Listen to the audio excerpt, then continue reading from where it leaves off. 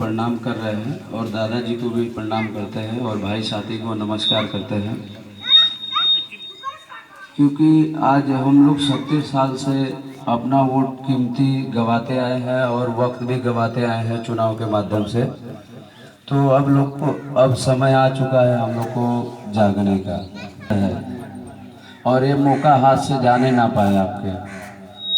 आपको सही प्रत्याशी को चुनना है और चुन के उसको मैदान में उतारना है। फिर जितनी सारी कमियां हैं आपको खुद दूर होती जाएगी। आप लोग ऐसे अपना कीमती वोट किसी अन्य प्रत्याशी को दे के अपना कीमती वक्त और वोट दोनों गवा देते हैं और रोजी रोजगार, व्यापार और माँ बहन सब पीड़ित रह जाते हैं और वोट के टाइम पे गांव में आते हैं, वोट लेके चले जाते हैं, फिर कभी दोबारा वापस नहीं आते हैं।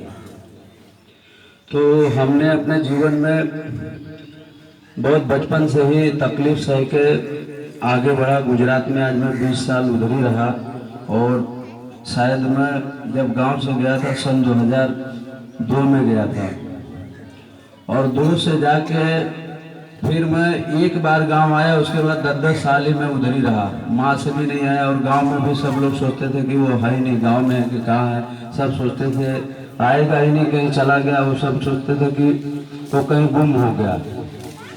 लेकिन मैं अपने जीवन में इतना दिक्कत सहा। पहले गुजरात गया तो वहाँ पे हमें रहने का ठिकाना नहीं मिला, तो बस स्टैंड में 7-8-10 दिन गुजारे वहाँ पे बड़ी मुश्किल से। और गुजारने का तो रास्ता मिल गया, लेकिन अब नौकरी रहेगी तभी तो पेट भरेगा। नौकरी नहीं मिल रही थी, उम्र भी बहुत कम था। तो नौकरी खोजते खोजते काफ़ी 10 दिन चला गया। 10 दिन के बाद फिर एक गुजरात के ही सज्जन कोई आया, तो वो मुझे मेरी हालत देख के उसने मट्टी खोदने का काम में हमें लगा दिया।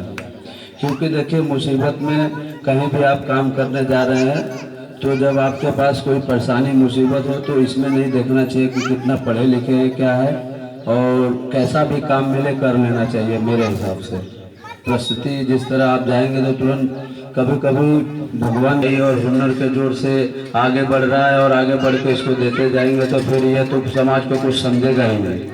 तो भगवान ने हमारी जिस तरह परीक्षा लेना चाहे हमने उसमें पूरा परीक्षा दिया, जैसे चाहे वैसे।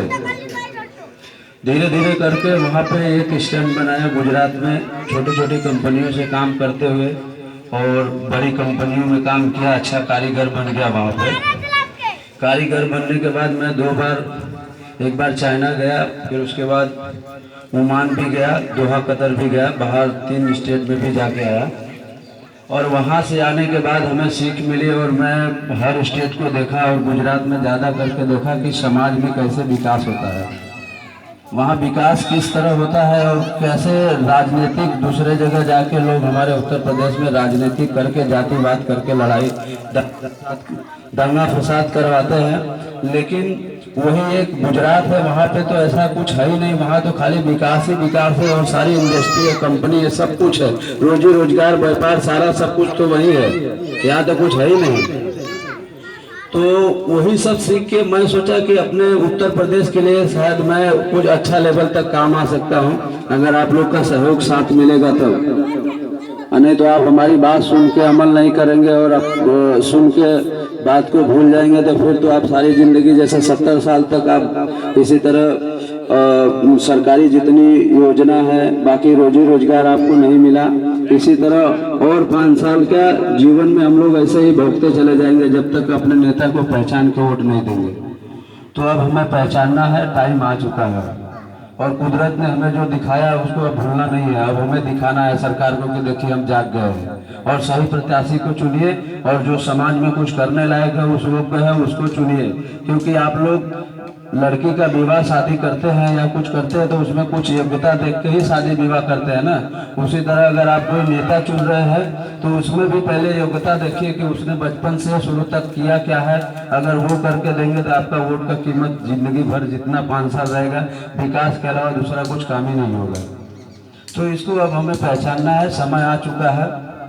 क्योंकि देखिए एक और है, जैसे कि आप अपनी बच्ची का कहीं विवाह शादी करने जा रहे हैं तो जितना आप उनके पिताजी क्या करते हैं ना उनके भाई क्या करते हैं या घर कितना बड़ा है, और लड़का कितना पढ़ा लिखा है और कितना नहीं पढ़ा लिखा है वो न देख के हम एक काम करें, वो लड़का जो है कौन से यारे दोस्त के साथ रह रहा है, किसके साथ रह रहा है, आखा दिन कहाँ रह रहा है, अगर वो देख के शादी करेंगे तो हमारे लड़के हमेशा जिंदगी भर राज करेंगे, कभी दुखी ही नहीं होगी।